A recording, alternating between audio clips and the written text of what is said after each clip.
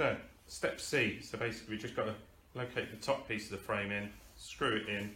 Quite long screws, cutting into aluminium, so yeah, persevere with them. I've got a torque impact driver, so it's going to be relatively straightforward. Oh, need the top frame. So it's just a case of similar to the bottom really. Just got to locate it in. Make sure that the seal there, you've got plenty of space. Then get your screws.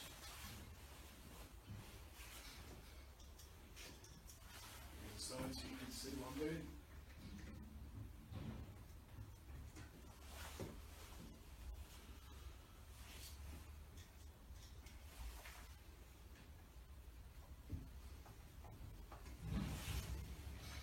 Get my impact driver just to help out.